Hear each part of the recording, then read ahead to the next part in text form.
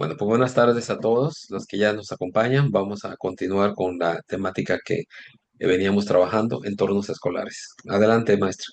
Sí, yo creo que más que nunca, dadas las situaciones que se están presentando en la actualidad, debemos ser más conscientes de cuál es, qué es lo que tenemos que hacer ante esas situaciones. Si bien es cierto que nadie tiene, pues, determinado lo que puede o no puede pasar, pero mientras más, enfocados estemos en lo que nos corresponde, podemos, pues, de alguna manera actuar de manera efectiva ante las situaciones que se nos presentan. Entonces, aquí hay unas recomendaciones para responder a las necesidades de niñas, niños y adolescentes y jóvenes después de sucesos violentos en el entorno escolar. Ustedes saben que, por ejemplo, ahora, el día de ayer, ¿verdad? Ayer o antier, pues hubo una balacera, se murieron dos maestras a causa de un niño. Entonces, es imposible esta parte que nos dicen que no sobreexpongamos en las imágenes, porque en las redes ya están y la información ya está.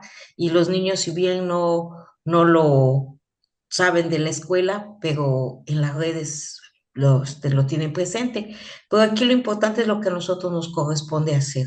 Primero, no ocultar los hechos. ¿Sí? Hay una situación, se tiene que hablar de ellos, pero sin sobreexplotar imágenes ni las noticias, sin que se vea como una cosa morbosa ni con demasiados detalles. Darlo de manera, de comentar la situación de manera ética, con las palabras adecuadas, de acuerdo a a la edad de los niñas, niños o adolescentes. Puede hablar con ellos, sí, de acuerdo a su edad. Seguir con la rutina. Es muy importante que después de un hecho violento se vuelva a la normalidad, porque la normalidad hace que los niños pues vayan teniendo seguridad, porque la estructura de la organización de la escuela cuenta mucho. Entonces ellos se sienten seguros cuando la rutina se sigue. Hablar del cuidado a sí mismos, ¿verdad? De qué manera pueden cuidarse ante situaciones de, violentas, ¿sí? Y darles algunas estrategias para que hagan esto. Identificar también el que nosotros como maestros identifiquemos los signos de alguna situación de estrés, de alguna situación de ansiedad, pues nosotros tenemos que, sin minimizar la situación, buscar los canales necesarios para poder trabajar con los niños que presenten esta situación. Tenemos entonces, verá, que para esto aquí tenemos una infografía que nos habla de manera resumida lo que hemos estado viendo hasta el día de hoy, ¿sí? Entonces aquí, por ejemplo, verá, nos dicen, ¿sí? ¿Qué debo hacer en el manejo de crisis y buen trato en la recuperación emocional en contextos de emergencia? ¿Sí? ¿Qué podemos hacer en la escuela para la recuperación emocional? ¿Qué podemos hacer para ayudar a niños, niñas y adolescentes a mantener la calma en una situación de crisis? Después del evento, ¿sí? ¿Qué tengo que hacer y qué es importante? Todo esto es lo que hemos estado viendo a lo largo del día de lunes, ¿sí? Si gustan ustedes, podemos repasarlo rapidito para que ustedes tengan fresca la memoria de lo que vimos. Dice, ¿qué podemos hacer en la escuela para la recuperación emocional? Dice, conocer las medidas básicas de prevención ante diferentes riesgos, desarrollar habilidades emocionales en niñas, niños y adolescentes, enseñar ejercicios de respiración y autocontrol emocional, hacer un inventario de los recursos de la escuela para emergencias, apoyar la recuperación emocional del alumnado y contar con un directorio de instituciones para emergencias. Estos puntos ya los analizamos el lunes, perdón, detalladamente, pero aquí sabemos qué tenemos que hacer para la recuperación emocional. Para ayudar a niñas, niños y adolescentes, hay que mantener la calma durante una crisis y se recomienda hablar con un tono de voz tranquilo y sereno, mirarlos a los ojos para que se sientan acompañados, pedirle que inhale y exhale profundamente, que se mantenga en un espacio en el que se sienta seguro.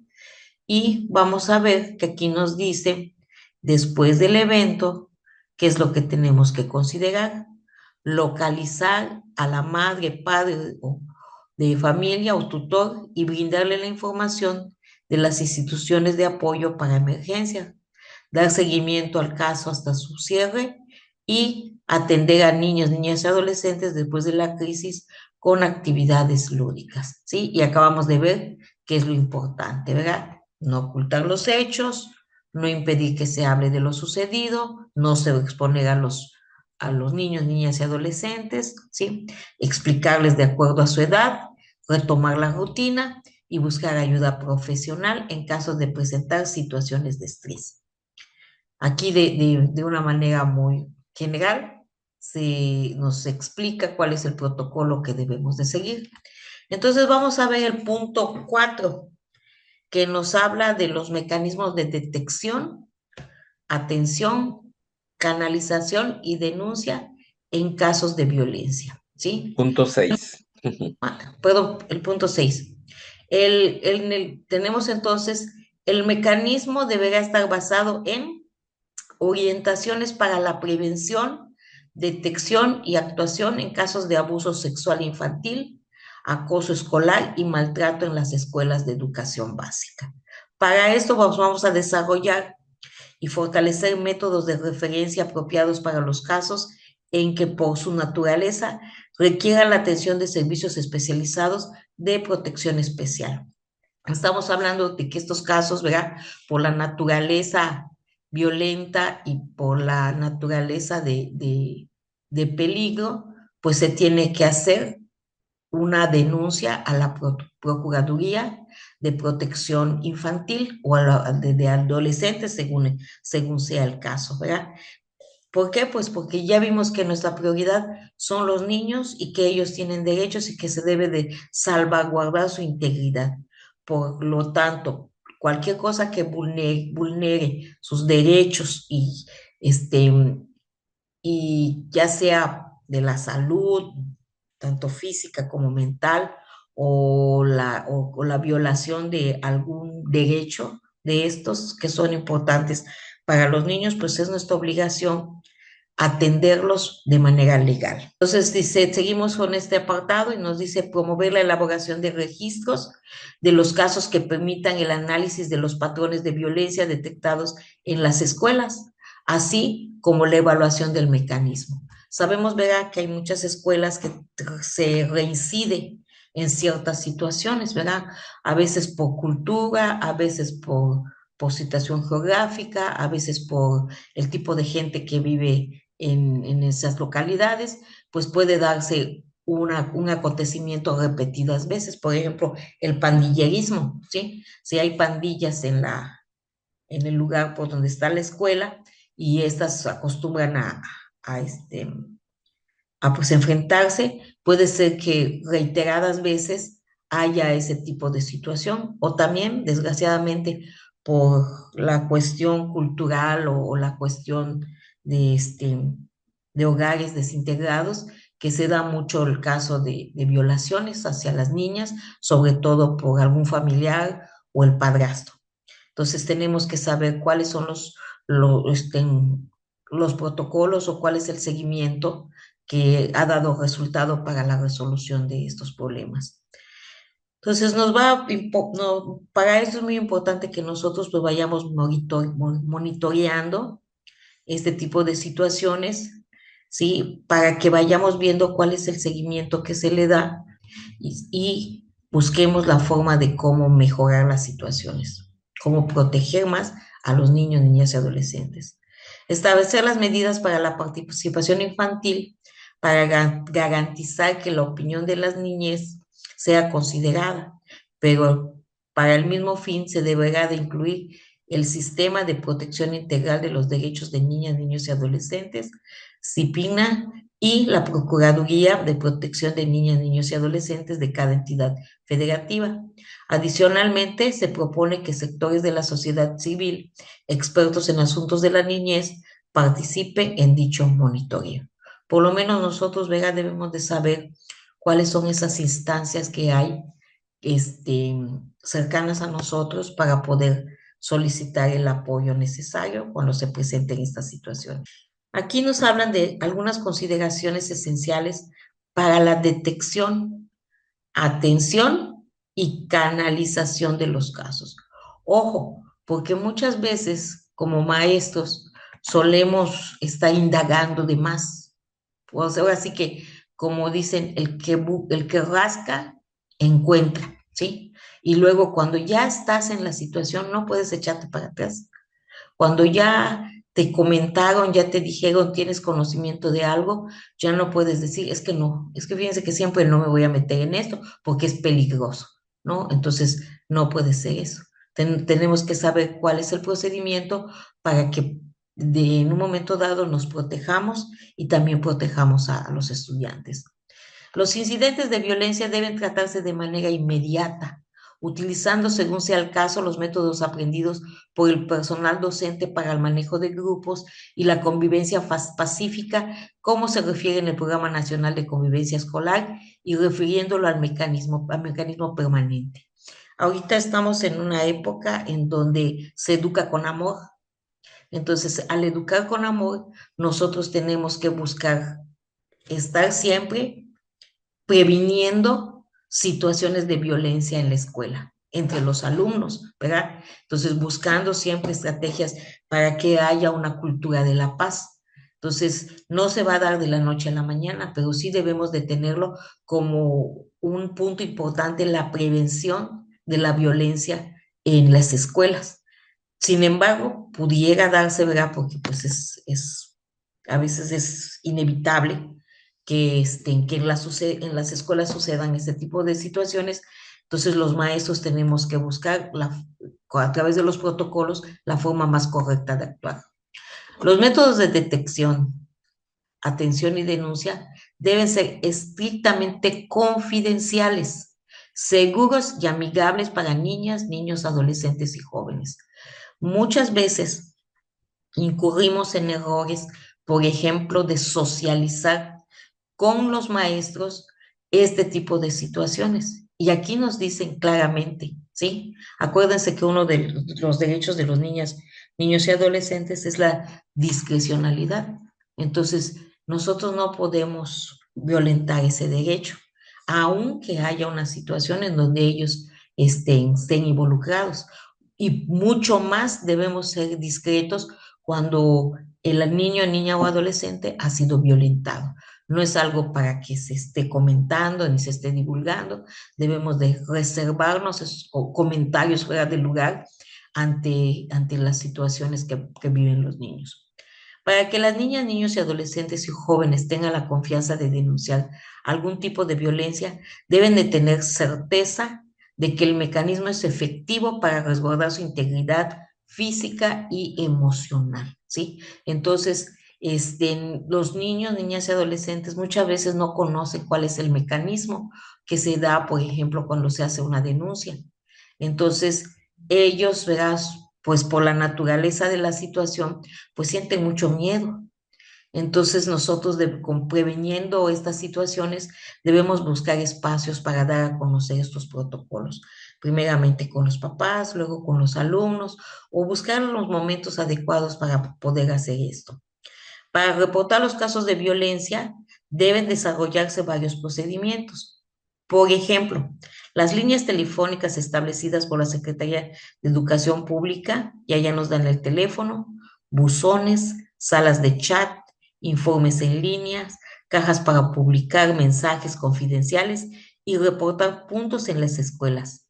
Es muy importante que todos estos métodos sean de fácil acceso, ¿sí? Entonces aquí, si nosotros les informamos a los niños, me parece que en segundo grado de, de secundaria hay en el campo formativo de lenguajes, un proyecto es que elaboren un directorio de las diferentes instituciones donde pueden apoyarse en los problemas que se presenten. Entonces, esta es una buena oportunidad para que darles a conocer protocolos, para decirles, hacerles conocer cuáles son las instituciones a las que pueden ir, ir y también los números de teléfonos, porque también el directorio es muy importante para que sepan ellos en qué momento pueden denunciar.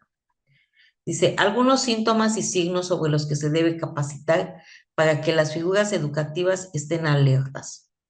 Pues principalmente los moguetones, ¿verdad? Moguetones, rasguños, huesos rotos, costras.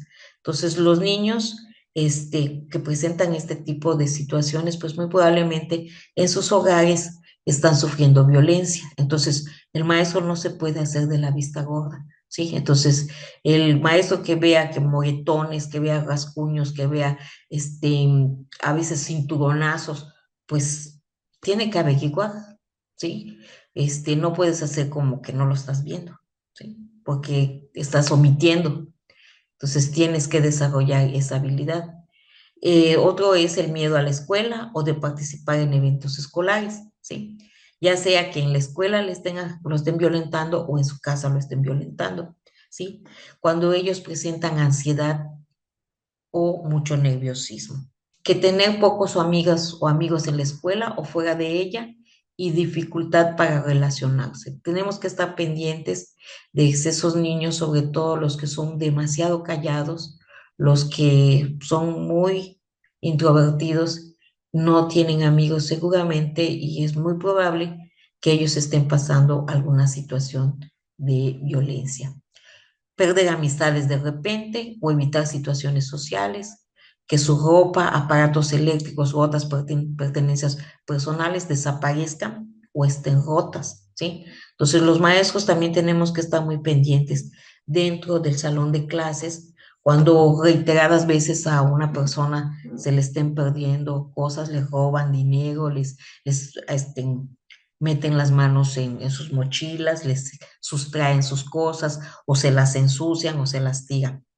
Pedir dinero constantemente, tener un bajo rendimiento académico, presentar ausentismo, tratar de permanecer cerca de las personas adultas, no dormir o tener pesadillas, presentar signos y síntomas psicomáticos, por ejemplo, dolores de cabeza, dolores de estómago u otros síntomas físicos. Estar angustiados sin una explicación razonable después de pasar tiempo en línea o en teléfono, ser agresivos, tener arrebatos de ira o están muy alertas. Los jóvenes muchas veces cuando son, por ejemplo, viven con sus padrastros o con sus madrastras, pues muchas veces tienden a confundir el que los, este, que el padre no biológico, ya sea la madrastra o el padrastro me refiero, cuando ellos les llaman la atención lo ven como maltrato. Y muchas veces me han dicho, es que mi madrastra no me quiere, es que mi padrastro me trata mal. Sin embargo, a veces, este, yo siento que no siempre es porque los traten mal. A veces no les gusta a ellos ¿cómo se llama? El que les pongan ciertas condiciones o el que eh, haya, ¿cómo se dice esto? Mucha disciplina en el hogar. Si, por ejemplo, los papás antes eran disciplinados y la nueva pareja de su papá es disciplinada, luego eso como que lo ven como un maltrato. Entonces también tenemos que cuando nos hablen del maltrato, pues preguntar, ¿por qué dices que te maltratan? ¿Qué has visto? ¿O a qué le llamas maltrato? ¿No? Entonces, porque muchas veces, bueno, a mí me ha tocado ver, sí, que los padrastros y madrastras, pues sí están pendientes, ¿no? Cuando se enferman, cuando, cuando tienen algún problema, van a la escuela, pero se quejan ellos de que antes no tenían reglas y ahorita sí tienen, y ellos ya sienten que sus padrastros o sus madrastras ya los están tratando mal. Para la atención de niñas, niños, adolescentes y jóvenes que hayan sufrido algún tipo de violencia, se recomienda que la escuela asigne una persona responsable para atender los casos que tengan el perfil profesional idóneo o haber sido capacitados en los procedimientos y protocolos del Programa Nacional de Convivencia Escolar. Sabemos muy bien que en estas clases, por ejemplo, en las telesecundarias no existe esta persona, ¿no? Cada maestro resuelve desde sus posibilidades las situaciones que se le presentan. No sé si en una técnica, en una general, desconozco esto, se dé, o en las primarias, no sé si en las primarias también tienen ese apoyo psicológico. Hoy precisamente la presidenta hizo el comentario de que es necesario que en las escuelas haya una figura que atienda los problemas psicológicos de los niños, ¿sí? Dada las situaciones que se presentan. El primer contacto con niñas, niños y adolescentes o jóvenes víctimas de violencia es fundamental para brindar confianza y así recabar la información necesaria para saber qué trato se debe dar al caso, así como para que los eventuales víctimas estén dispuestas a recibir apoyo. Esta parte es muy importante porque muchas veces, ¿verdad? Cuando se da la denuncia, pues los maestros hacen lo pertinente de acuerdo a los protocolos, hablar con el director, estar pendiente de los niños, pero muchas veces nos quedamos así como que, ¿qué sigue, no? ¿Cómo podemos ayudar a estas personas que han sufrido ese tipo de violencias? Yo en lo personal les puedo decir que cuando a mí se me presentó esta situación, ya estábamos por terminar el ciclo escolar y la niña lo que optó fue por dejar de ir a la escuela. Faltaban como un mes, entonces la niña dejó de ir y pues yo ya no le pude dar seguimiento a esa situación. Supe que al papá, al padrastro, lo metieron a la cárcel y y pues también fue ya un drama familiar porque pues se dieron otras situaciones y y pues la niña salió bastante afectada. En algunos casos de violencia es necesario prever que niñas, niños, adolescentes y jóvenes sufran una crisis emocional al momento de relatar, por lo cual la persona responsable de la atención debe estar capacitada para intervenir. Pues verá que yo creo que a todos nos ha pasado y creo que ese dicho de recordar es volver a vivir, pues apega mucho a esta situación, así como podemos recordar cosas agradables, las cosas complicadas cuando las recordamos, pues las volvemos a vivir y podemos volver a entrar en crisis. Entonces, la persona que está haciendo este trabajo, pues debe ser una persona que tenga, pues, tenga conocimiento de cómo tratar estas situaciones de crisis para que no vaya a suceder algo peor, ¿sí? Dice aquí algo muy importante, ¿sí? Que la entrevista que se le haga a los niños, niños y adolescentes debe hacerse en privado, garantizando que el relato será confidencial. La persona que haga la entrevista debe ser muy empática, estar muy atento a lo que desee compartir, escuchando respetuosamente, sin interrupciones, permitiendo la explicación libre de emociones. Al finalizar el relato deberá preguntarse la información faltante que permita proponer las acciones a seguir, ¿verdad? Entonces, fíjense que aquí cuántas cualidades debe tener una persona que está frente a una situación de entrevista con la persona afectada, pues para empezar la empatía, ¿sí? La empatía, buscar, tener la escucha activa, ¿sí? Ser respetuoso, no divulgar lo que se dice en la entrevista, hacerlo de la manera más ética, ¿verdad? Llenando formatos donde se relate la situación que se está viviendo, ¿sí? Sobre todo de una forma respetuosa. La primera determinación será si la conducta requiere la intervención de otras autoridades o si puede resolverse mediante un método de resolución no violenta de conflictos en la escuela. Por ejemplo, estamos hablando de que si de repente te hace la, te dicen que tuvieron un problema de violación, pues allá sí tiene que intervenir la Procuraduría, ¿sí? No puede ser que tú regreses a la niña al hogar donde está el violentador. Entonces, por eso se tiene que hacer, se tiene que canalizar esta situación hacia los debidos lugares para evitar que el niño, niña o adolescente siga siendo violentado. En el caso de resolverse en la escuela, cuando se puede resolver en la escuela, cuando es algo que no es tan grave, ¿sí? Que no es sujeto de algo legal, ¿verdad?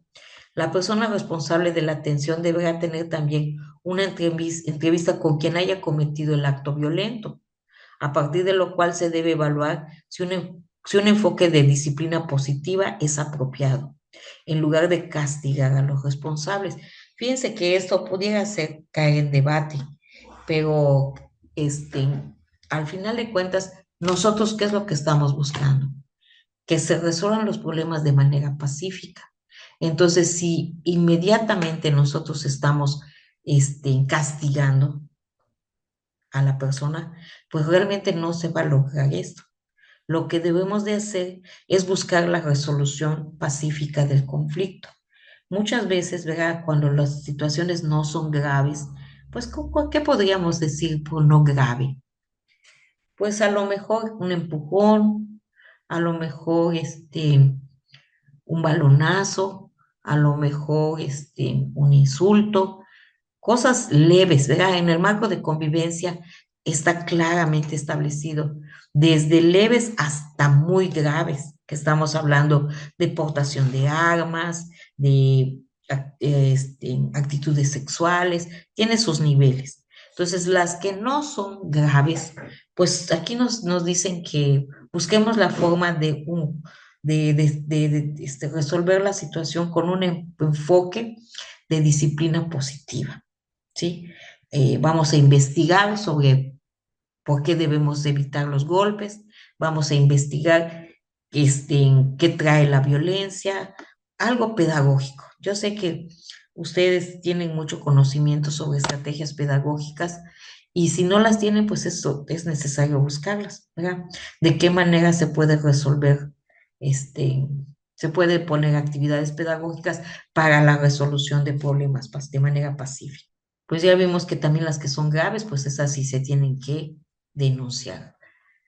En la mayoría de los casos, el enfoque de justicia restaurativa y mediación que se centra en reparar el daño causado, entender por qué ocurrió la violencia y prevenir más casos de violencia, es el método más efectivo para asegurar que no vuelva a suceder, ¿sí? Nosotros como maestros, ¿verdad? Cuando, por ejemplo, a algún alumno le sustraen de sus mochilas su calculadora, por decir algo, y luego esta la pisan, la rompen por envidia, por lo que sea, es que sacó buenas calificaciones y a mí me choca eso, ¿no? Entonces, de coraje le agarro la calculadora y se la piso.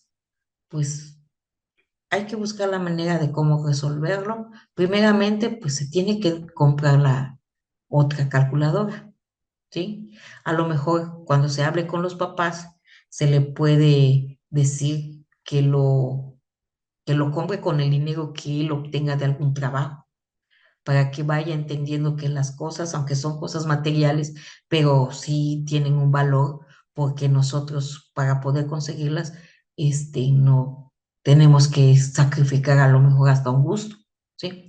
Entonces, buscar que de manera pedagógica ellos entiendan el por qué hay que cuidar las cosas ajenas y por qué un acto de envidia puede llevarnos hasta situaciones muy peligrosas.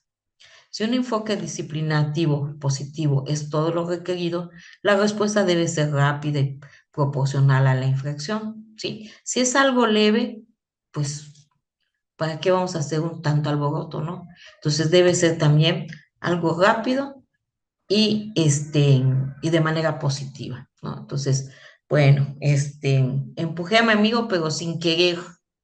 Muchas veces pasa eso, ¿no? Sin querer lo golpeé. Ok, ¿qué podemos hacer? No, pues le quiero pedir disculpas. Ok, ¿aceptas las disculpas? Sí, sí las acepto. Muy bien, pero no queda ahí. ¿Qué les parece? Si si ya se pidieron disculpas, pero hay que buscar una, no sanción, sino, este, vamos a decirle como una compensación.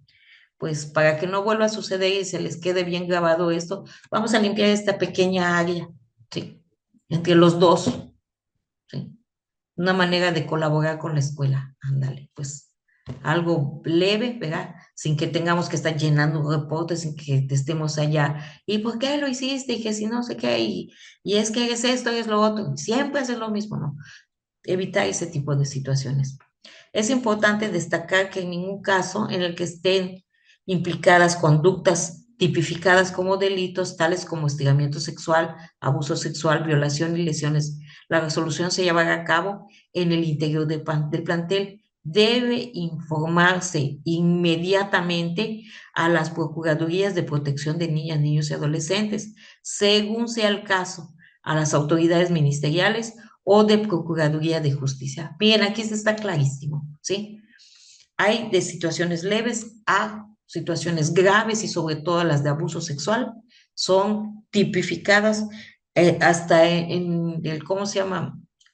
En la Constitución de Quintana Roo están tipificadas como delitos graves y en la actualidad se busca resolverlos de manera rápida, ¿sí? Entonces, a mí me llamó mucho la atención que hagan de cuenta ustedes que hoy se puso la denuncia, el día siguiente ya estaba la policía investigando qué es lo que había pasado, tomando declaraciones y todo ahí en la escuela. Entonces yo le preguntaba, pero ¿por qué tan rápido? Es que ahorita sí se trata. Son ¿cómo se llama? Resoluciones express. ¿Para qué? Para que no se dé chance de que la persona que agredió se escape.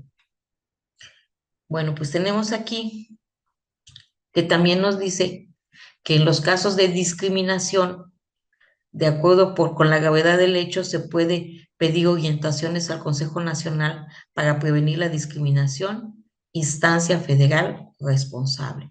Ustedes saben que ahorita la discriminación, pues es un delito bastante grave. Creo que en México no tanto como en otros lugares, porque, por ejemplo, en Brasil, en España, el hecho de que tú discrimines a alguien, esta sanción hasta con cárcel, ¿sí? Entonces, aquí, pues, si no, si tenemos alguna duda de cómo actuar, y en el marco de convivencia no está la situación que se nos presentó, pues está a pedir apoyo al Consejo Nacional para prevenir la discriminación. La escuela deberá acercarse a la Procuraduría Federal de Protección de Niñas, Niños y Adolescentes y las Procuradurías de Protección de Niñas, Niños y Adolescentes en cada entidad federativa con el fin de establecer los protocolos de canalización de los casos. Es muy importante que para empezar, ¿verdad? Nosotros sigamos los protocolos que marca la Secretaría de Educación Pública, ¿sí? Y, pero también debemos de saber que de acuerdo a la ley, pues también estas instancias tienen su propia organización. No se escapa de lo que dice hay una concordancia con lo que dice la Secretaría, pero también es más específica. Entonces debemos de conocer nosotros este tipo de protocolos. Entonces aquí nos dice qué es lo que tenemos que hacer. Igual, la infografía resumida, consideraciones, ¿sí? Dice, hay violencia difícil de ver y pocas víctimas reportan casos. Sí es cierto, son muy pocas las personas que te dicen cuál es la problemática que hay. De verdad tendría que ser una persona que ya esté muy fastidiada o que ya no busque la solución para que te lo diga. A lo largo de 34 años que tengo de servicio, me he visto en situaciones así de que van y ellas me lo dicen como en 4 veces, ¿sí? No, pues todavía hay el estigma de que esas cosas no se dicen. Debe tratarse de inmediato, proteger la integridad de los niñas, niños y adolescentes, informar y capacitar a los docentes y familias para ver los signos de violencia. ¿Cuáles podrían ser esos signos de violencia? Pues ya los vimos, moretones, miedo a ir a la escuela, dificultades de relacionarse, bajo rendimiento académico, falta de clases, tener pesadillas, sufrir dolores de cabeza o estómago y también la agresividad, tanto si son muy agresivos o si son muy pasivos. Recomendaciones, ¿qué recomendaciones nos dicen? Pues darle confianza a los niños, niñas y adolescentes, recabar la información, sobre todo ser muy empáticos con ellos, ¿verdad? El tener el deseo realmente de que ellos estén bien, ¿sí? De que ese sea nuestra finalidad, que ellos se encuentren bien. Entonces, no que me quiero enterar del chisme, quiero ver qué pasó, no, motivar el morbo, no, es realmente lo que nos interesa, es que ellos estén bien y ponernos en el lugar de cada uno de los, de las personas que son lesionadas, de que no les gustaría que se estuviera divulgando su nombre ni la situación. Escuchar con respeto y también procurar tener, cuidar la privacidad de cada uno las personas que están involucradas. Así como también la situación hay que evitar tomarlo como un comentario. Por último, la atención y canalización va en el sentido de permitir la intervención de las instituciones y autoridades responsables que procuran la integridad y protección de las niñas, niños y adolescentes y denunciar de inmediato, ¿sí? Ante las diferentes procuradurías de las situaciones, sobre todo las de índole sexual. También tenemos aquí, ¿verdad? Que ya lo veíamos anteriormente, que ahorita se está dando mucho lo que es el ciberbullying, ¿sí? Y aquí nos dan algunas recomendaciones que podemos tomar en cuenta para el manejo y el uso del Internet, ¿sí?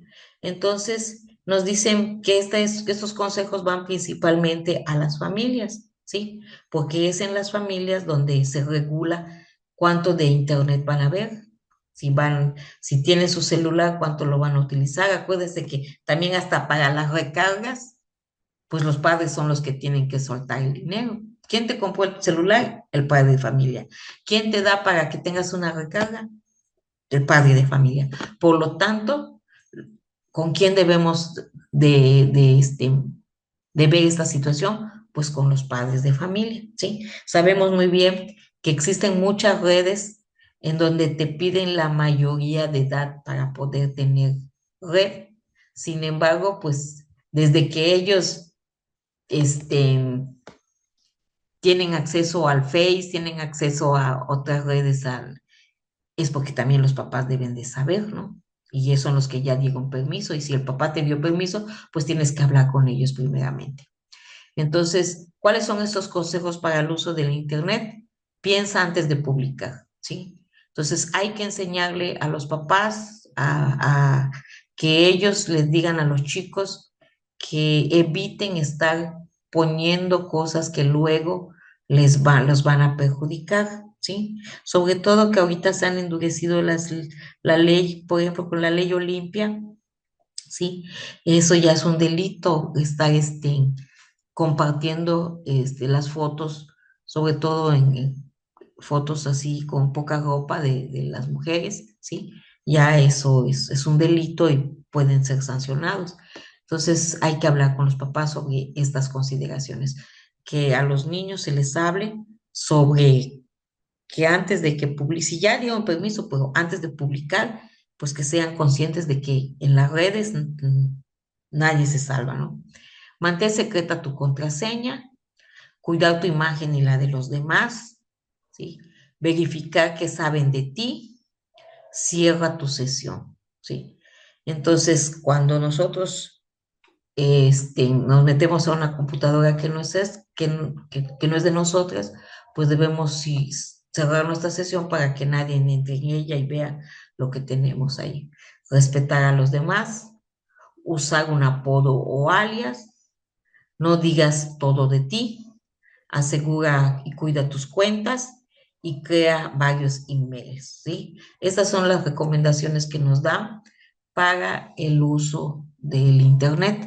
¿Esto con quién lo debemos de tratar? Pues con los padres de familia, porque nosotros si tratamos esto con los alumnos, pues es como si les estuviéramos dando permiso a ellos y realmente pues es ilegal que ellos estén en unas redes con menos, si son menores de edad, pero con los papás haciéndoles las recomendaciones, ellos sí pueden hablar más directamente con sus hijos.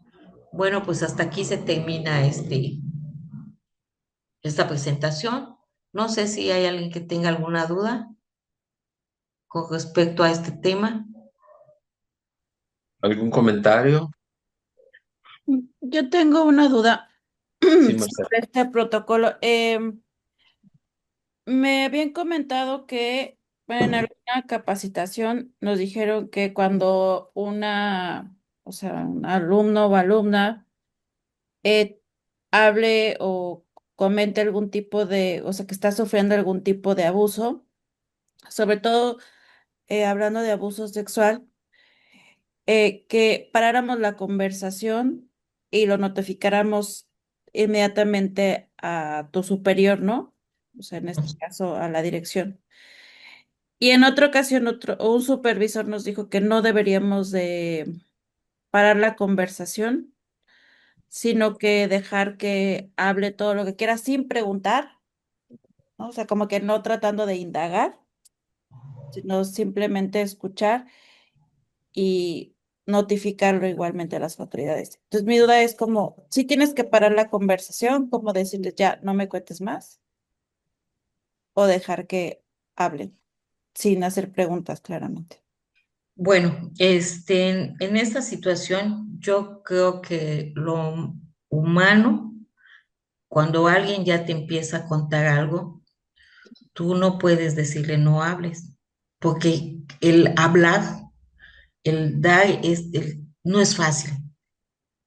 Entonces, si ya se atrevió a decir algo, no le podemos coartar este, el que ella se esté expresando.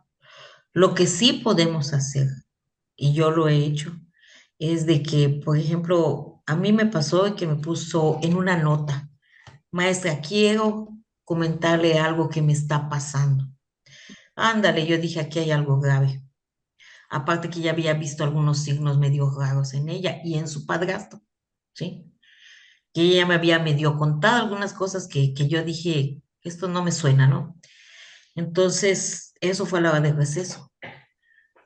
Yo lo que hice fue decirle, oye, ¿y eso que me vas a contar lo sabe tu mamá?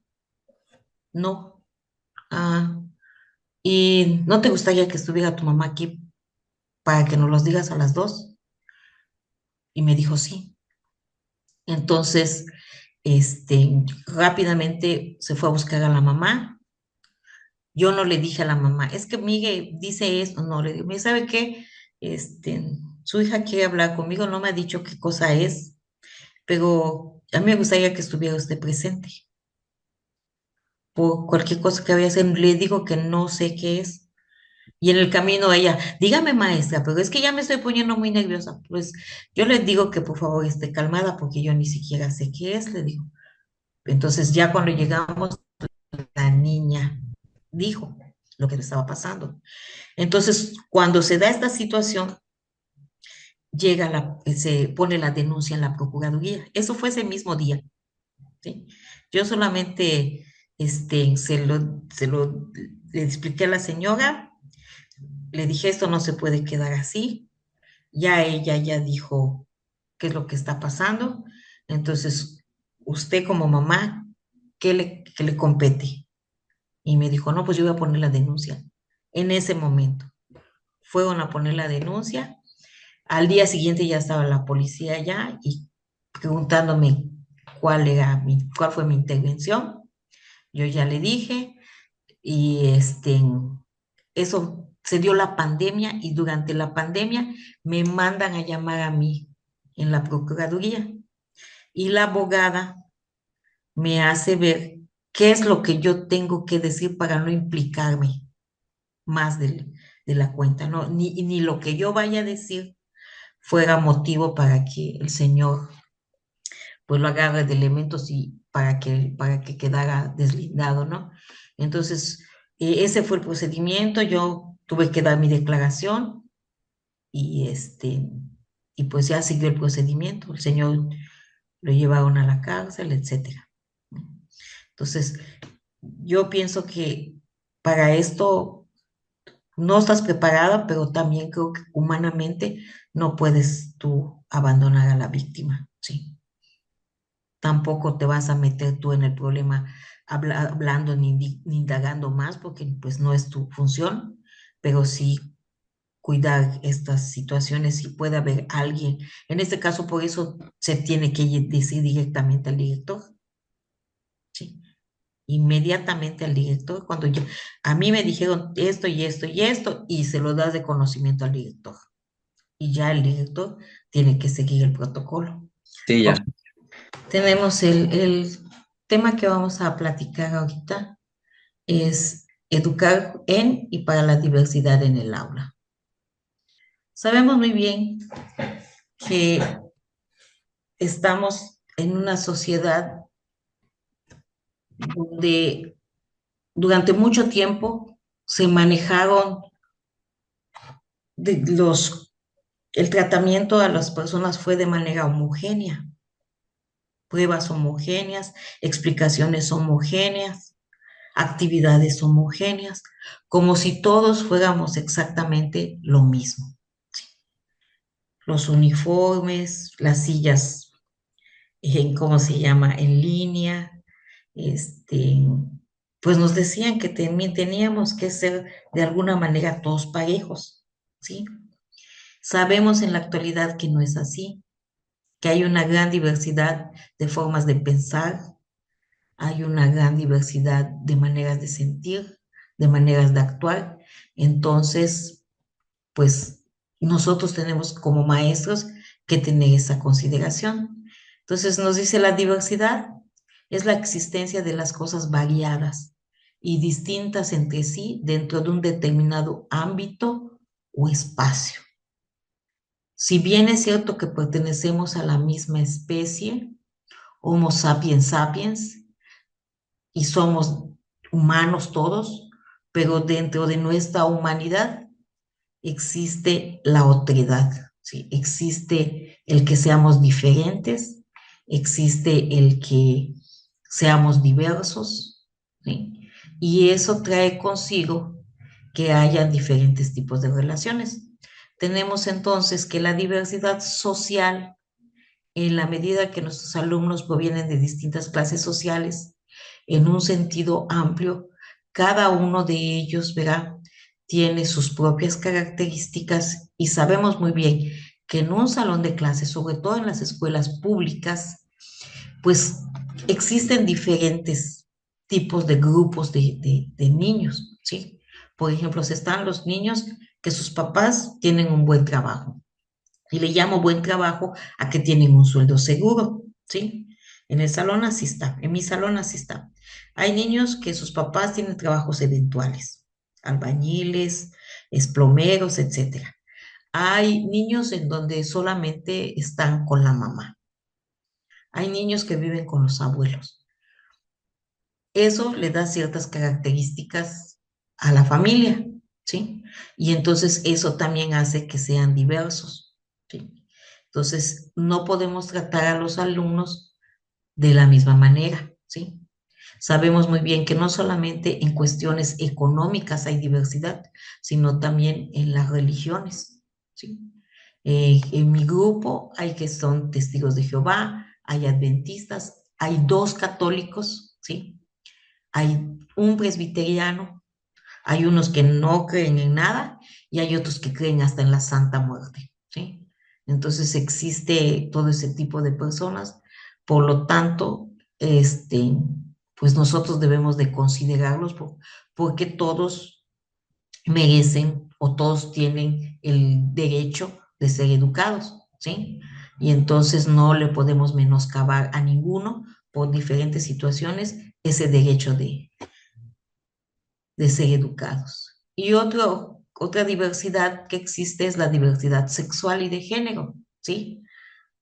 Híjole, ahorita pues nos las ponen un poco difícil porque en las cuestiones biológicas pues sabemos muy bien que o eres niña o eres niño, ¿sí? En las cuestiones biológicas, científicamente comprobado, ¿sí?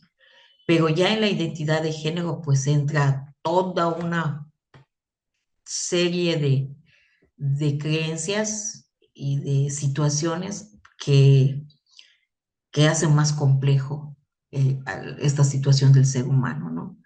Ya no solamente es niña o niño, sino que hay otras, sí, otras consideraciones que también debemos de tomar en cuenta y actuar y tratarlas de la manera más correcta, sobre todo porque los niños, niñas, adolescentes son seres inteligentes que a veces nos prueban con lo que ellos dicen, ¿sí?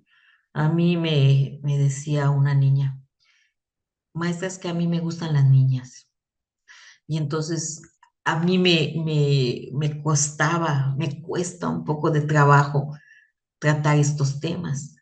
Primero me tengo que conocer a mí misma en cómo para poder abordar estos temas. ¿Por qué? Porque si yo digo algo que la vaya a ofender o que no sea lo correcto, la puedo lastimar. Entonces yo tengo que cuidar mucho, a ver, mis creencias, mis ideas, porque yo también entro dentro de esa variedad, ¿sí? Entonces, pero yo soy la persona adulta. Entonces, cuando hay ese tipo de situaciones, digo, a ver, Betty, quítate el prejuicio religioso, quítate el prejuicio social, quítate el prejuicio de tu educación y abórdalo desde una manera ética en donde no des opiniones que no te están pidiendo, ¿sí? Entonces, eso me ha ayudado a mí, en lo particular, ¿sí? A no ofender, a no discriminar, a no espantarme, ni siquiera que yo diga, ah, sí, o que yo le haga ojos o que yo le haga caras, porque realmente a veces eso es lo que están esperando cuando te dicen algo, ¿no? También tenemos la diversidad funcional. Es un término alternativo al discapacitado que pretende ser más inclusivo y menos peyorativo. Alude a las características presentes en todas las sociedades que pueden ser definitivas, circunstanciales o transitorias. Sirve como ejemplo una en la que todos, allá utilizamos el lenguaje inclusivo, todos hemos estado o estaremos la infancia y la vejez donde somos dependientes. Fíjense que es algo muy real, ¿sí? Este, siempre hablamos de la discapacidad, pero desde un aspecto genético que va desde del nacimiento hacia la adultez, pero también podemos ser discapacitados de la adultez en la vejez, ¿no? Por ejemplo, ¿cuántas personas ya a los 60, 65 años tienen problemas de movilidad por cuestiones de las rodillas? O auditivas, ¿sí? Yo no escucho de un oído, entonces siempre tengo que tener mi celular en altavoz. Entonces tengo allá una discapacidad que no nací así, pero pues ya se me generó esa situación por la vejez. Entonces, hay muchas situaciones que se nos presentan así. Entonces, tenemos que considerar que si bien es cierto, no nacimos así, pero podemos estar en esa situación, ¿sí? Hablando de la diversidad como una situación que se da por degeneración. Tenemos también que la diversidad en diferencias físicas de capacidades y dificultades del aprendizaje, del desarrollo, para los cuales hay herramientas que permiten la detección temprana, ¿sí? Entonces, muchas de las cosas que están sucediendo en la sociedad tienen que ver con nuestros estilos de vida, ¿sí? Por ejemplo, a veces decimos, ¿por qué ahorita hay tanto autismo? ¿Por qué ahorita hay tantas distrofias? ¿Por qué hay ahorita tantos síndromes? Bueno, para empezar, la ciencia ha dado pasos muy grandes en la detección de diferentes situaciones que antes no se detectaban, ¿sí? Por ejemplo, el autismo. Yo creo que el autismo, pues tiene mucho tiempo, pero ¿cómo le hacíamos? A lo mejor hasta tengo rasgos de autismo, ¿sí? Pero nunca me lo detectaron porque en esa época no se sabía, ¿sí?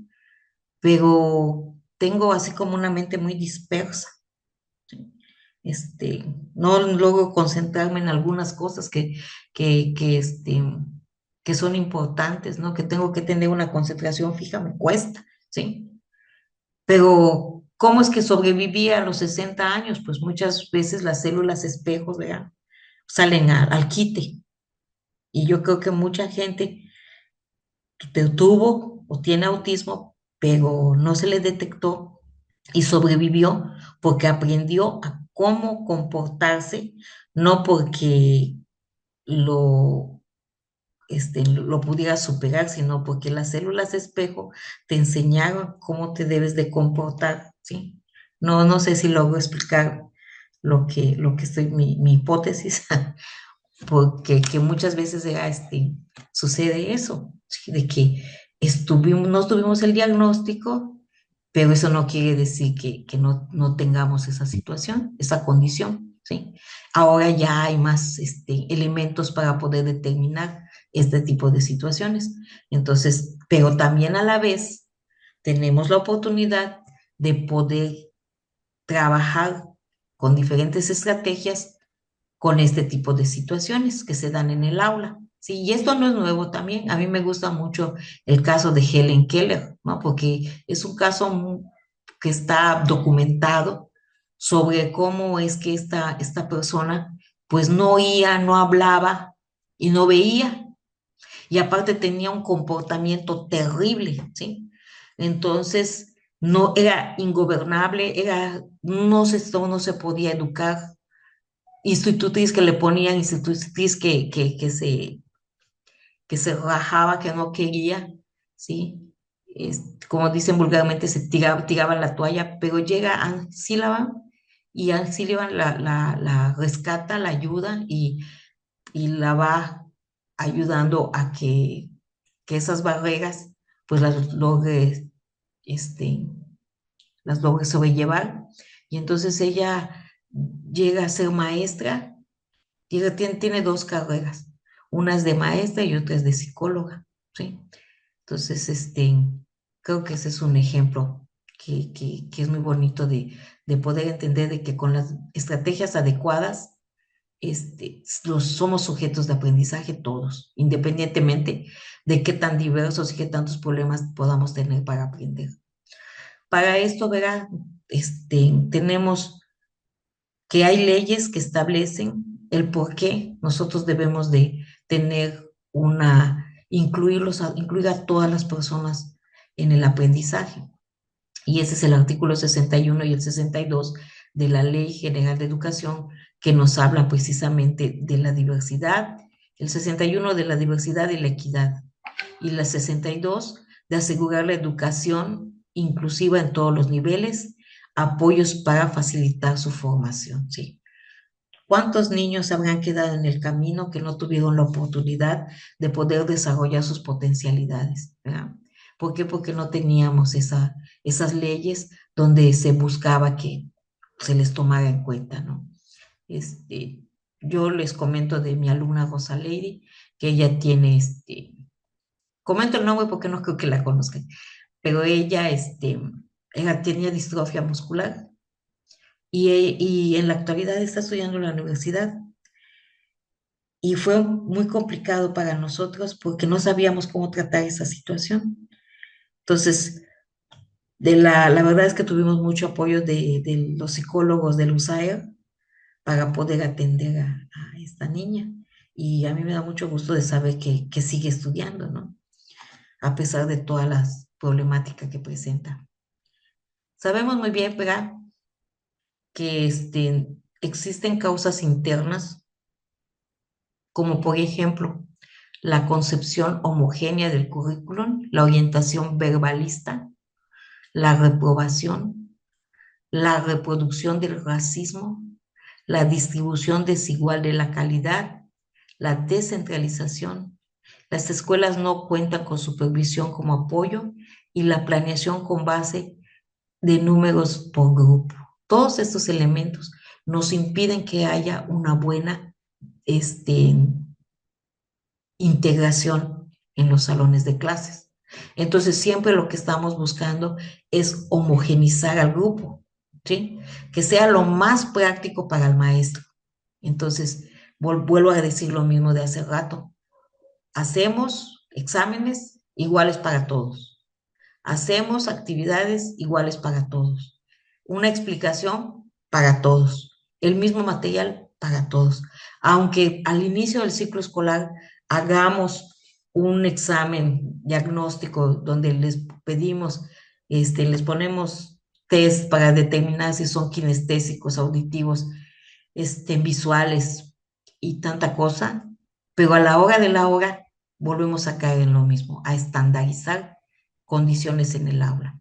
No, no es que yo critique a los maestros, es una tendencia, ¿sí? ¿Por qué? Pues por todo lo que nos dicen acá.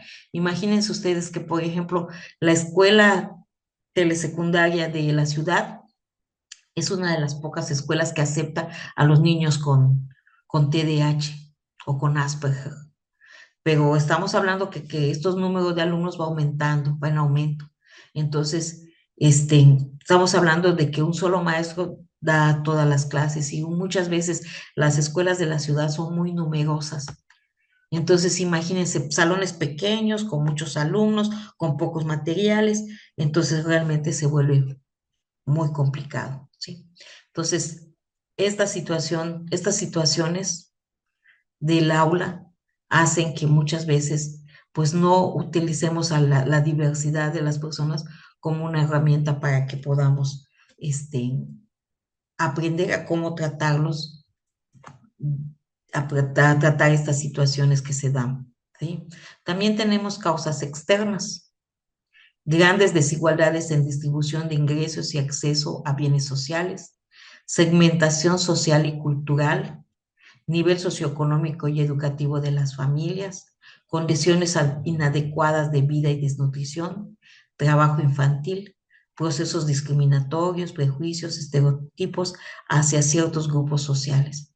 Entonces, también si ustedes se dan cuenta en esta lista de situaciones externas, pues creo que se entiende claramente que es el tipo de sociedad en la que vivimos.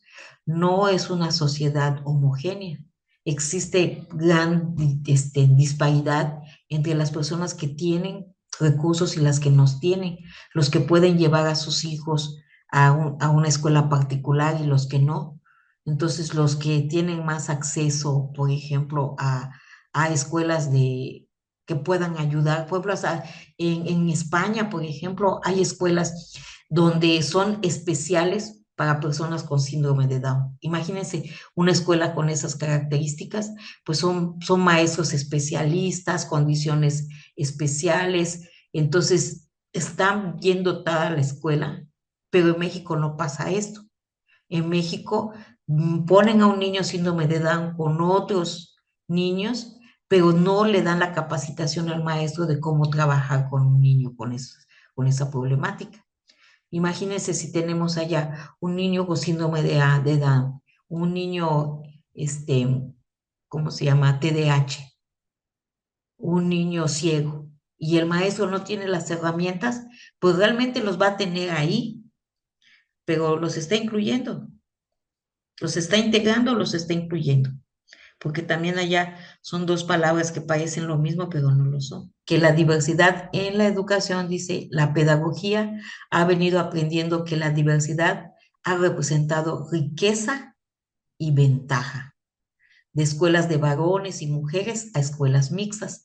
Acuérdense ustedes, bueno, no son muy jóvenes, ¿no? Pero el maestro y yo somos casi de la misma edad y sabemos que en nuestra época, ¿verdad? Siempre la división de niñas y niños, ¿sí? No nos mezclaba. Es más, había escuelas donde solo era para niñas o solo para niños, ¿sí? Y los mesabancos así estaban, no, cuidadito y se siente un niño con una niña. Debe ser dos niños o dos niñas, ¿sí? Y ahorita en la actualidad no es así, ¿sí? Se ha roto esa barrera y puedes poner a los niños en la distribución que tú quieras en el salón de clases y pueden haber niños y niñas, de acuerdo a cómo haya la necesidad, ¿no? De actividades por edad, actividades entre edades, ¿sí? Fíjense que, por ejemplo, en las escuelas multigrado, ¿sí? Y veíamos un video, no me acuerdo cómo se llama, pero habla sobre cómo en Francia, por ejemplo, el maestro rural también tiene una escuela multigrado. ¿sí?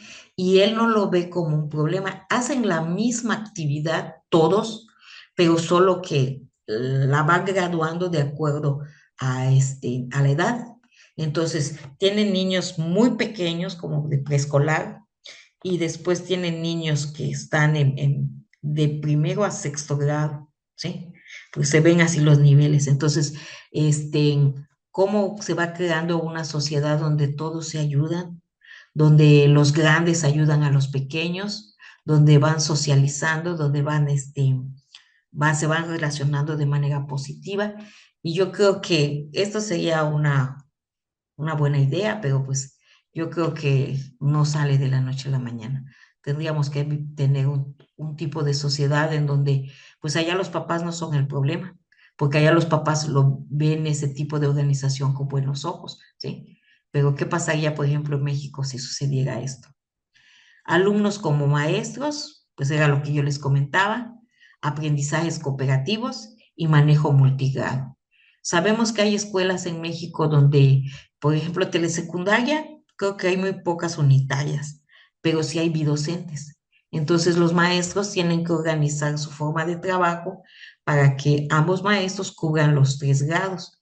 Por lo general, lo que hace el maestro de telesecundaria es que el que ve primer año atiende la dirección y el otro maestro atiende segundo y tercer grado, ¿sí? Nunca he tenido esa situación de trabajar así, pero se me hace bastante interesante el saber cómo organiza el trabajo de los dos grupos. ¿Era que en el mismo salón o cada quien tiene su salón? ¿Qué hacen los alumnos cuando el maestro se sale de un salón y se va al otro? Entonces yo creo que me gustaría saber qué es lo que pasa, pero bueno, nunca he tenido esa oportunidad. La diversidad de la educación, ¿sí? Nos plantea que para esto tenemos que tener bien claro qué es una integración educativa, ¿sí? Ver a las aulas como el lugar donde los niños puedan relacionarse de manera natural, ¿sí? Y que esos niños que tienen necesidades especiales puedan cohabitar, convivir con los niños que no tienen esas problemáticas. También aquí nos plantea que esa diversidad es útil para los niños y adolescentes, perdón, pues esto es muy importante para los niños con necesidades especiales porque socializan, ¿sí? Y realmente el espacio del salón es muy importante para que ellos puedan ver diferentes tipos de formas de cómo relacionarse con los otros. Que la heterogeneidad socioeconómica y por habilidad es algo que también nos ayuda a que nosotros seamos más empáticos, ¿sí? Y reconocer de que no todos estamos en las mismas condiciones y que entonces los que tienen pueden apoyar a los que se encuentran con carencias, ¿no? Entonces, esto es algo que debemos de promover con los alumnos, el que unos a otros se puedan ayudar, que se vuelvan solidarios, ¿sí? Sabemos muy bien, ¿verdad? Que si ellos logran volverse solidarios, pues es algo que les va a servir para la vida y evitar lo que en la actualidad tenemos como el clasismo, como el que pensar de que el que le echa más ganas es el que va a obtener mejores resultados, como le dicen el echaganismo, sino que veamos que hay personas que tienen dificultades para obtener las cosas, sin embargo, tienen un gran potencial que esa situación los ayuda, ¿verdad?, a poder vencer esas barreras que se les presentan. Nos dicen también que entre más diversa sea nuestra escuela, pues mayores ventajas pedagógicas tenemos, ¿sí? Siempre y cuando la sepamos utilizar y no la veamos como un problema, ¿sí? ¿Por qué? Porque al considerar una gran diversidad, pues podemos ver que todos somos diferentes.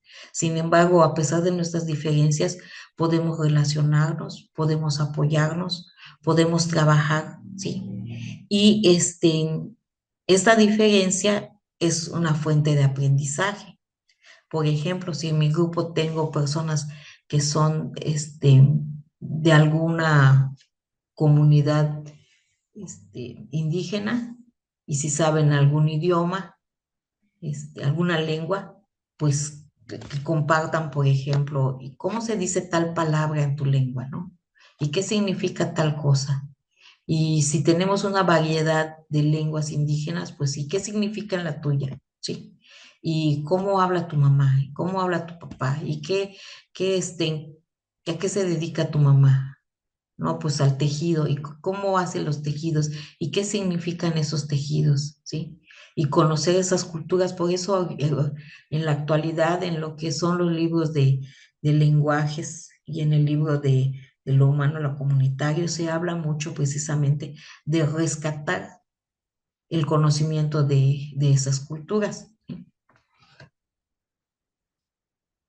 Y podemos nosotros abordar temas a través de esa diversidad. Por ejemplo, ahorita se está hablando mucho de este, la cultura afrodescendiente, ¿sí? Y en la escuela, por ejemplo, había unas niñas de Guerrero muy morenitas, de pelo rizado. Entonces, cuando tocamos el tema de los afrodescendientes de la costa chica de Guerrero, ella empezó a explicar que precisamente era de ahí y ella no sabía que era de una comunidad afrodescendiente. En el trabajo que se hizo, lo indagó y, y trajo la información y se sorprendió ella misma de saber que pertenecía a un grupo afrodescendiente. ¿Sí? Entonces, ¿cuántas cosas podemos aprender de las diferentes culturas? Dice, para que la diversidad sea realmente educativa hay que lograr que todos, que cada uno valore su diferencia. Y eso es súper, súper difícil, porque si se dan cuenta en la actualidad, pues lo que se busca también, sobre todo en las redes, es que seamos iguales, ¿no? Y en la ropa, en las mujeres sobre todo, ¿no? Cuando sale un modelo de ropa, por ejemplo, en Shein, en Temu, todo el mundo la tiene, ¿sí? Todos queremos ser iguales, ¿sí? Cuando sale algún producto de belleza, todos queremos tener ese producto de belleza. Entonces, el comercio nos quiere vender lo mismo a todos, ¿sí? Y en ese vender la propaganda, no, no valora la diversidad, ¿sí? No, que nos quiere unificar, entonces sí, y los jóvenes imitan esas situaciones, entonces es complicado.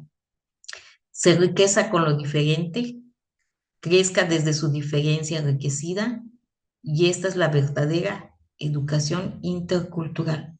Cuando tú te valoras, cuando tú sabes lo que eres y te sientes orgulloso de lo que eres, pero para esto tenemos primero que conocernos, ¿sí? Y eso que es parte del trabajo que tenemos que hacer los maestros en el campo formativo de lo humano a lo comunitario, en la parte socioemocional, que ellos aprendan a conocer sus características, que se vean como personas, como seres humanos, con potencialidades diferentes, con situaciones diferentes también, pero eso mismo nos hace únicos, únicos, irrepetibles, ¿sí?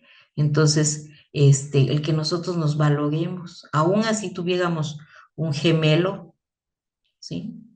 Cada uno tiene su propia identidad, cada uno tiene sus propias características, ¿sí?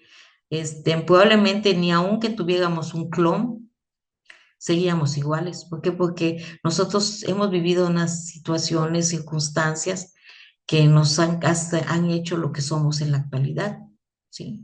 Entonces, que los niños, niños, adolescentes entiendan que el ser diferente no es malo, y yo lo veo mucho con mis alumnos de que me cuesta, por ejemplo, que ellos entiendan que su creatividad, cada uno lo desarrolla desde su forma de ser. No necesariamente tenemos que copiar lo que hacen los demás. Entonces, cuando les pido, por ejemplo, que hagan un trabajo, por lo general lo que hacen es copiar, a ver quién lo hizo primero y luego todos los trabajos están igualitos. Entonces les digo, no, cada quien le debe de poner su toque, ¿sí? E inclusive hasta por mucho que sean trabajos, pues no sé, vamos a decir algún poemario, ¿sí? Porque todos van a poner poemas, pero cada quien va a poner el poema de acuerdo a su gusto. Y aunque tenga una estructura el poemario, ¿sí? Cada quien le puede poner su toque. A lo mejor alguien le pone flores, a lo mejor alguien le pone soles, a lo mejor otros nubes, a lo mejor otros corazones, pero no tiene que ser igual. Entonces, que el hecho de que ellos vayan descubriéndose como personas y que vayan aceptando sus características es algo que les puede ayudar a que se valoren y valoren a los demás, ¿sí? Porque si no se valoran a ellos, pues difícilmente pueden valorar a los demás, ¿no?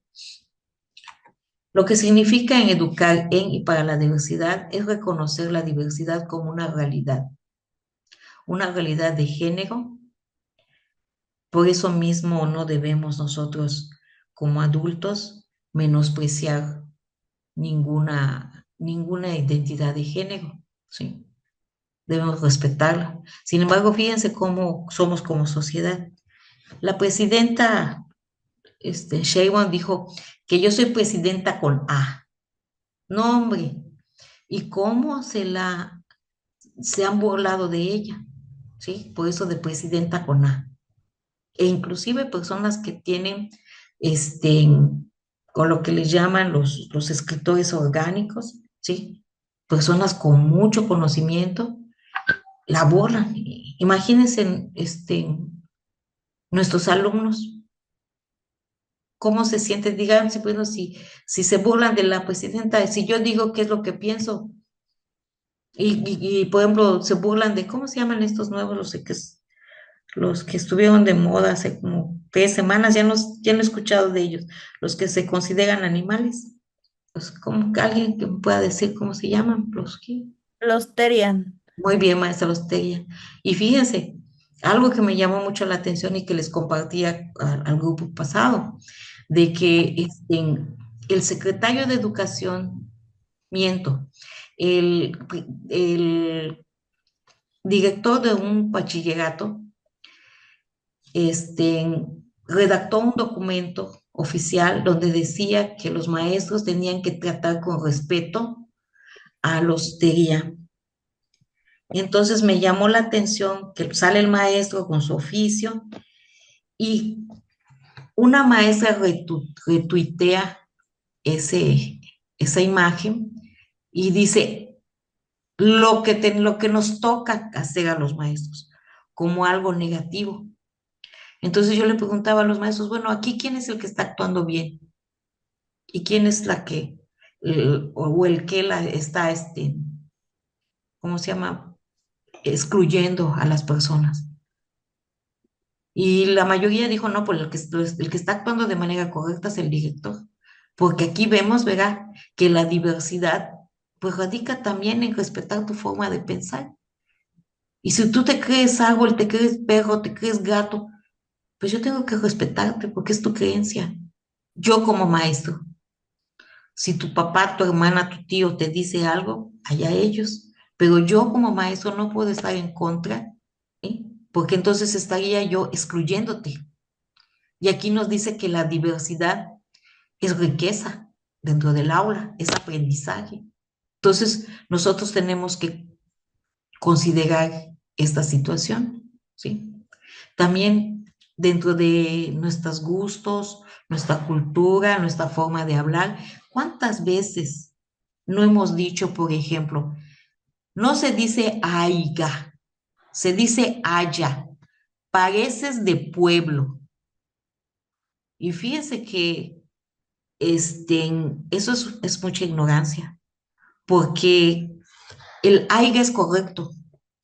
El aiga lo trajeron los españoles y se quedó muy asentado en las comunidades donde la modernidad no llegó, ¿sí? Entonces, con la modernidad se cambió el aiga por el haya. pero es correcto decirlo, es una forma antigua de decir haya, ¿sí? Sin embargo, nosotros enseguida criticamos y no nos gusta el que una persona hable de esa manera y decimos, ¿sabes qué pareces de pueblo, no? O pareces indito, ¿cómo hablas? Y fíjense cómo de esa manera nosotros estamos excluyendo, ¿sí? No aceptamos esa diversidad, ¿sí? No, no tenemos comentarios. Bueno, entonces, ¿cómo nosotros podemos promover que haya una cultura de la aceptación de la diversidad, ¿sí? Dentro del aula? Pues primeramente, que seamos afectuosos con los demás, ¿sí? Que no haya ese recelo entre las personas por la forma en la que hablas, y primero el que lo tiene que empezar es el maestro, ¿sí? Aceptar a los demás, respetarlos, ¿sí? Eso nos va a permitir que haya un aula en donde haya un buen ambiente de aceptación, ¿sí? Con valores, ¿sí? El respeto hacia la persona, la justicia, ¿verdad? No es fácil, no es fácil, ¿por qué? Porque a veces nuestros prejuicios son muy grandes, ¿sí? A mí me acusan mucho de ser paternalista, porque pues a veces yo digo, es que hay que considerar que esta persona no tuvo las mismas oportunidades que esta. O digo, es que yo hablo desde mi privilegio. Y me dice, no, lo que pasa es que tú eres muy paternalista, porque a todo lo justificas. No, simplemente tenemos que considerar que hay situaciones, por ejemplo, yo puedo hablar desde mi privilegio de que mis papás me atendieron, de que mi mamá me motivaba a estudiar, pero este niño no tiene esas mismas condiciones que yo tuve. Su mamá sale tempranito a trabajar y regresa hasta la noche. Y entonces él está desatendido. Demasiado hace que no falta a la escuela. Entonces, esos prejuicios que a veces tenemos con respecto a las personas, con respecto a su forma de vida, pues son un obstáculo, ¿sí? Que no nos ayuda a que haya una convivencia sana, ¿sí? También nos va a ayudar el que nosotros pongamos reglas y esas reglas las este, sean iguales para todos, ¿sí? Que las cosas importantes de la organización de la escuela se respeten para todos, ¿sí? A veces es muy complicado, sobre todo pues precisamente cuando hablamos de esos niños que, por ejemplo, sus papás están al pendientes, los llevan en coche a su casa, y hay otros que tienen que caminar un buen tramo, ¿sí? Pero para eso también existe la negociación, ¿sí? Lo que veíamos en la sesión pasada. Bueno, ¿tú dónde vives? Vamos a ver de tolerancia de entrada, para no caer que digo una cosa y hago otra, ¿no? Porque los chicos son muy rápidos, se dan cuenta cuando hay el favoritismo y ellos exigen que sean tratados también. Ahí viene otra discrepancia. Quieren ser tratados de la misma manera. ¿Pero por qué? Porque todavía no han detectado que no todos no son iguales, ¿sí? Entonces, cuando ellos recapacitan, por ejemplo, de que tú hablas de tu privilegio, de que a ti te traen en coche y por eso estás aquí temprano, pero esta persona vive a 2 kilómetros de la escuela.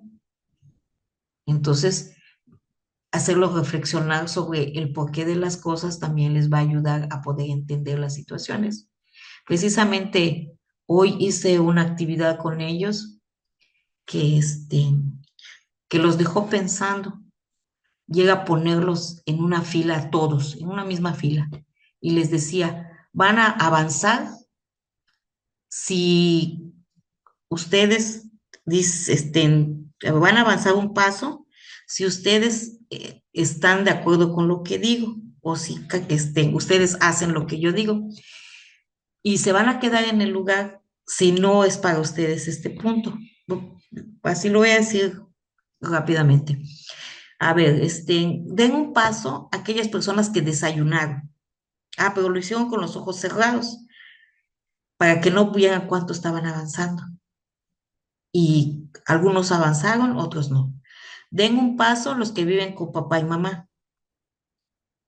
Den un paso los que traen todos, tienen dinero para comprar los materiales. Y así les fui diciendo frases. Entonces, cuando llegó la última pregunta, les dije, a ver, volteen ustedes, abran los ojos y volteen a ver en qué posición quedaron. Entonces se quedaron asombrados porque cumplieran con todos los comandos que les había yo dicho, solamente eran 3 personas que estaban mega adelante y los demás se fueron rezagando. Pero dentro de esos que se estaban rezagando, había uno que cumple en todo y se quedaban así como asombrados. Todos somos diversos, pero, ¿sí? Todos tenemos situaciones diferentes, pero fíjense cómo son las cosas. A veces nosotros hablamos desde nuestro privilegio y no nos damos cuenta que los que menos tienen son las personas que más se esfuerzan para lograr las cosas. Entonces, esa actividad a mí me sirvió para que ellos entiendan, ¿verdad? De que se supone que si tú tienes más cosas a tu favor, pues puedas desarrollar más tus potencialidades, ¿sí? Pero a veces no está en esa misma situación. Entonces, la cosa es de que ellos vayan reflexionando que todos somos diversos, pero también todos tenemos potencial para poder desarrollar nuestras habilidades. Entonces, no sé si hay alguna duda hasta acá, si los confundí. A veces, me da la impresión de que no doy bien la indicación, disculpen. Nada. No, nada. Ok. Pues tenemos aquí que nos dice que debe haber un clima de calidad en las escuelas. ¿A qué se refiere con eso de climas de calidad? Pues que haya un buen ambiente laboral, que haya respeto, que haya valores, ¿sí? Que haya equidad, que haya empatía hacia los alumnos, ¿sí? Que para poder desarrollar esto va a dar como oportunidad que ellos tengan gusto para ir a la escuela, que se sientan motivados, que quieran realmente aprender. Y algo muy importante, que ellos aprendan a ser justos, ¿sí? Muy poco se habla de la justicia dentro del salón de clases. A veces lo que queremos es que se haga mi voluntad, que se haga como yo lo digo, que se haga como yo quiero. Y entonces desde ahí estamos tronados como maestros, porque no solo somos nosotros. Ahorita, por ejemplo, ¿cómo cambió el lenguaje en la nueva escuela mexicana? Y ya no soy yo y no eres tú, sino que somos nosotros. A ver, ¿cuánto tiempo tenemos para esta actividad? Y antes, ¿qué les decíamos? Tienes media hora para hacer esto. No, ahorita, ¿cuánto tiempo tenemos para esta actividad? 30 minutos. Vamos a ajustarnos a este tiempo para que realmente ellos se sientan acompañados, para que ellos se sientan que están tomados en cuenta y que estamos pendientes del tiempo para la actividad. El trato justo hacia los niños, ¿sí? El que todos sientan que son validados y son respetados y que tienen la oportunidad de expresarse de manera libre. Muchas veces decimos que la secretaría no quiere que se reprueben alumnos. El maestro Roberto estuvo explicando detalladamente cuando habló de la planeación, este, el programa analítico, el programa sintético, cuando estuvo hablando del codiseño. También tocó lo de los proyectos y la evaluación de los proyectos y cómo, ¿verdad?, el hacerlo de manera sistemática, organizada, permite que vayamos apoyando a los alumnos en las deficiencias que vayamos detectando. Entonces, si tú realmente haces eso a lo largo del proceso, pues realmente no debes de tener reprobados. ¿Por qué? Porque ya estuviste verificando a lo largo del proceso en estas situaciones para que no haya reprobados. No es que la SEP no quiera que haya reprobados, sino que no deben haber reprobados porque tú estás haciendo lo pertinente, ¿sí? Pues bueno repetirnos aquí, ¿no? En una aula diversificada, pues la formación de valores es muy importante, ¿sí? Pero la formación de valores a través de la práctica, a través del día a día, no como antes se daba, de que hoy vamos en formación cívica y ética siempre se ha hablado de valores, ¿sí? Y decían, por ejemplo, ¿qué es solidaridad? Y bien bonito que te lo recitaban los alumnos. Ah, pero si tú les decías, oigan chicos, miren, vamos a salir y vamos a recoger la basura que está alrededor de la escuela. Ay, yo, ¿por qué maestro? Si para eso está el intendente. Y no que solidarios. Entonces, vamos a enseñar valores, pero desde la práctica, ¿sí? Si te estoy hablando de empatía y no voy a entender por qué llegaste tarde o por qué no me entregaste la tarea, ¿o por qué no trajiste la libreta? Entonces, ¿dónde está mi empatía? ¿Sí? Y fíjense que ahí son detalles que los maestros muchas veces eso es lo que nos hace a veces ponernos de muy mal humor. Cuando un alumno no te da la tarea, cuando el alumno te dice, maestra, es que yo mi tarea la dejé sobre la mesa. ¿Cómo va a ser posible que me digas esto? Y reventamos y ahí le decimos una sarta de cosas. Y resulta que sí lo dejó sobre la mesa, porque al día siguiente te lo trae. El entender a los muchachos que a veces están en ese proceso de formación, y si a nosotros como adultos se nos olvida, pues ellos también, esa transición que tienen de niños a adolescentes, está generando en su cerebro mucha confusión.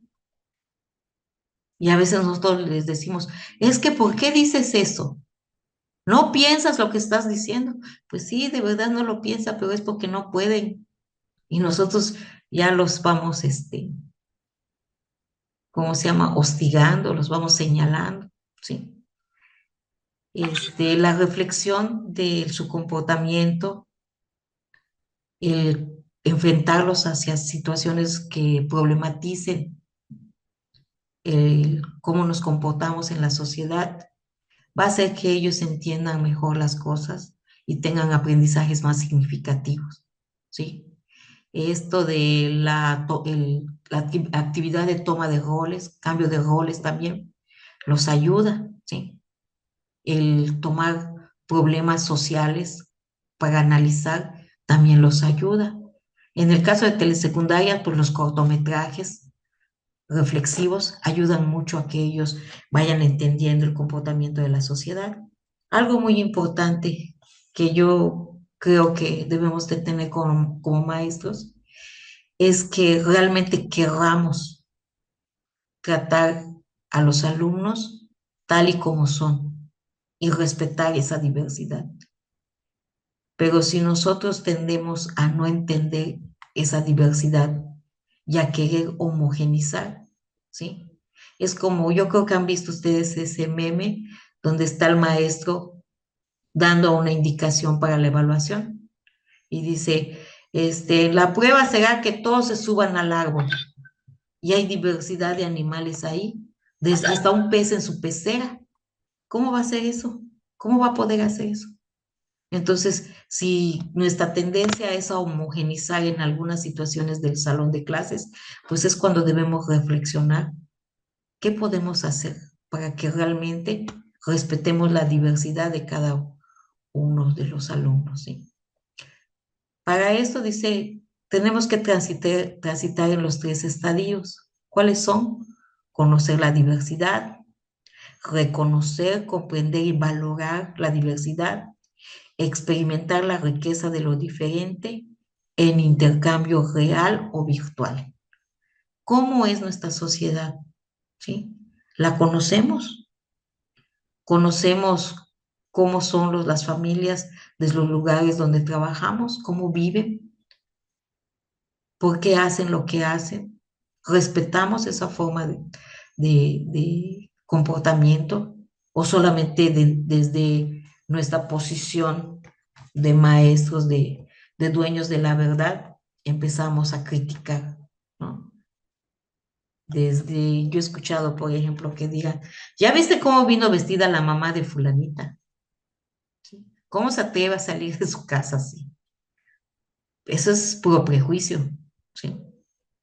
Entonces, este, no es de dientes para afuera, es realmente querer hacer un cambio dentro del salón de clases. ¿Qué podemos evitar para no caer en cómo se llama, en seguir dividiendo y homogenizando nuestros salones? Antes yo me acuerdo que te sentaban de acuerdo a tu promedio.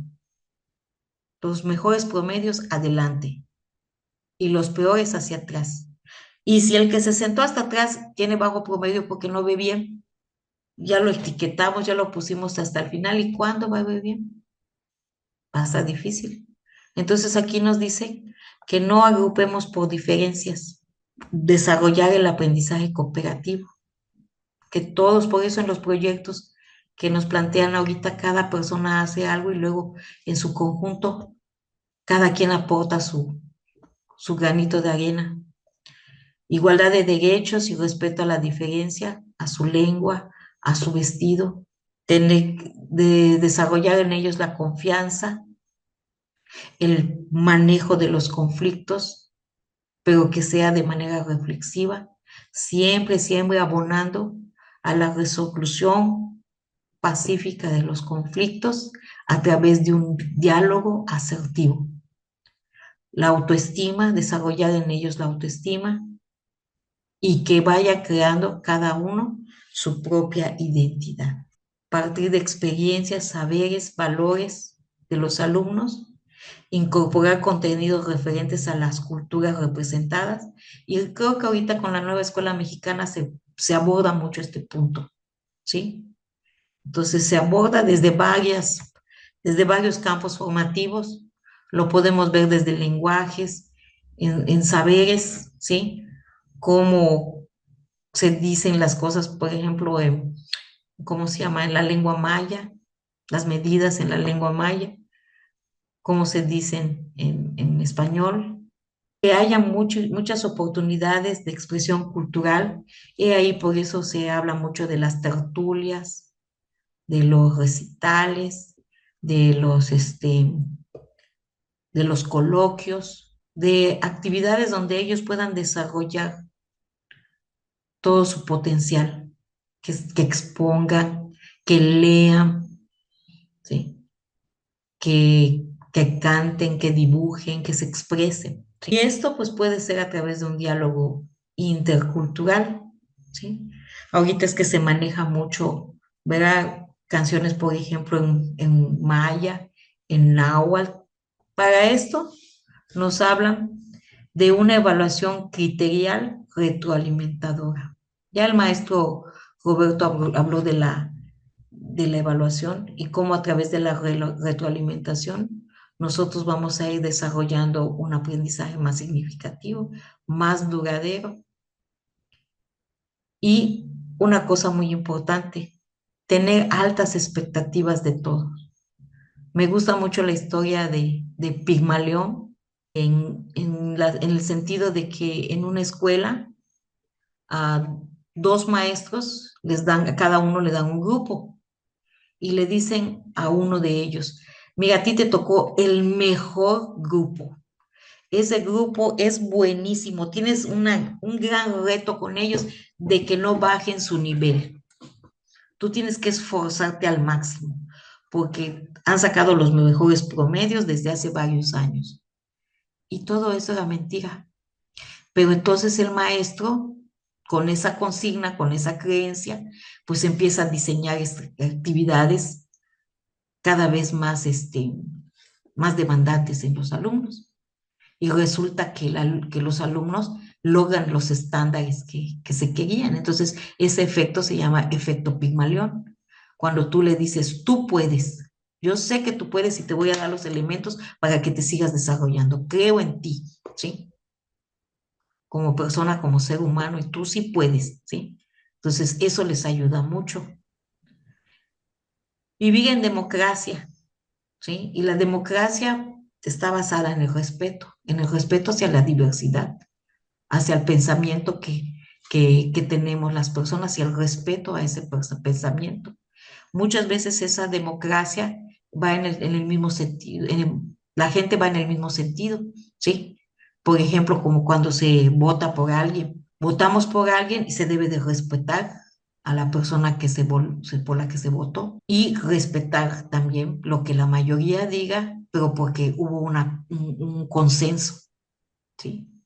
A veces la diversidad llega a consensos. Una buena relación con padres de familia y la comunidad. Eso es fundamental. Yo siempre les digo a los padres de familia, si ustedes desacreditan lo que dice un maestro, ya perdimos la batalla. ¿Por qué? Porque el alumno, como siempre, va a tomar lo que le conviene. Y muchas veces lo que le conviene, pues no es realmente lo mejor para él. Ya para terminar, nos dice que la escuela es una microsociedad y eso creo que nos queda claro a todos, ¿verdad? Por lo tanto, como microsociedad estamos formando a personas que se integran en un grupo y se aprende viviendo. ¿Cómo vas a aprender sobre la paz? Pues tratando los problemas, la resolución de conflictos a través de la paz, teniendo paz tú. Eso te va a ayudar a que tengas una mejor calidad en tus relaciones, ¿sí? Resolver las cosas de manera pacífica, sin que te alteres, sin que haya una discusión, llegando a resultados favorables, ¿sí? Que haya que la equidad es distribución de calidad, ¿sí? ¿Por qué? Porque acuérdense que no todos necesitan lo mismo, hay su variedad y por lo tanto nosotros debemos de apoyar más al que más nos necesita, ¿sí? El niño que sus papás los apoyan, que está acostumbrado a estudiar, muchas veces ni siquiera necesita al maestro, él solito. Es más, hasta él te dice, maestra, vea que se va a hacer esto y esto y esto. Así es. Yo ya lo leyó hasta con la anterioridad, pero hay otros que necesitan de tu apoyo. Entonces, es que tú ayudes a los que más te necesitan, va a hacer que tengas un salón mejor organizado, con mejor, con mejor trato, ¿sí? Y pues eso va a depender de todos, ¿sí? En la medida en que seamos capaces de gestionar la diversidad con las herramientas necesarias y potenciar un currículo transcultural que lo reconozca y que sepa conectar con los intereses de las y los alumnos, seremos capaces de avanzar hacia la educación inclusiva y la igualdad de oportunidades. Fíjense, si ustedes se dan cuenta, en los libros de la nueva escuela mexicana, no solamente en los libros de texto se ve plasmado lo que son la diversidad de culturas, sino también en los libros libros sin recetas, te hablan precisamente de una parte que nunca se tocó con los maestros, la historia que no se contó, para que haya un equilibrio sobre lo que nos contaron y lo que ahorita nos están contando, ¿sí? Para que luego tomemos bien nuestras decisiones sobre cómo pensar, sobre cómo actuar, ¿sí? Entonces, este punto nos hace ver de que tenemos que considerar las diferentes visiones que hay en el mundo, no solamente la nuestra o la de el grupo con la que me identifico, sino integrar a todas las personas que están dentro del aula. Pues Licenciada, coméntenos por qué surge la necesidad de comenzar a pensar en un aula diversa y qué implica este concepto en el quehacer educativo. Fundamentalmente lo que hace es poner sobre la mesa una preocupación que existió desde siempre, que es darnos cuenta que nuestros grupos de alumnos no son absolutamente homogéneos e iguales. Sí, por supuesto, homogéneos en cuanto a las necesidades, pero que sus posibilidades de aprendizaje no son idénticas y que requieren de un docente poder manejar alternativas, poder manejar más de una modalidad de enseñanza, como para poder hacer que todos los chicos se sientan incluidos, no que se excluya o se segregue a algunos. La diferencia es algo que es, no es algo que uno elige o no elige, la diferencia es. Lo que uno hace cuando es, primero, reconocerla, aceptarla y encima de ello gozarla, disfrutarla y tratar de entender que la diversidad, la diferencia es algo que enriquece al ser humano. El rol que asume el docente es, primero, tratar de conocer algunas de las características de grupo. Y digo a propósito algunas de las características de grupo y de los chicos porque hay veces en las cuales no es lo mismo hablar de nivel inicial, primaria o secundaria, secundaria donde un profesor puede ser que tenga que estar trabajando en 4 escuelas distintas y que tenga, qué sé yo, 300 alumnos, etcétera. Es un poco difícil plantear que conozca a cada uno.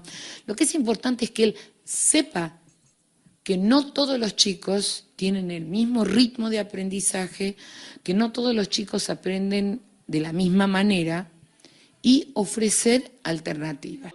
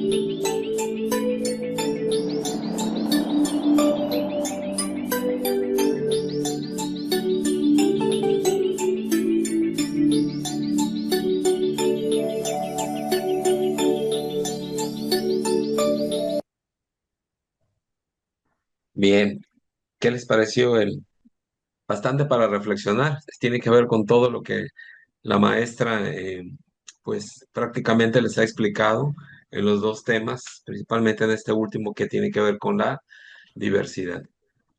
Bueno, pues hasta aquí llegamos. Les agradecemos mucho como siempre y ya la próxima semana vamos a empezar con temáticas relacionadas a las teorías del aprendizaje, teorías del niño y del adolescente.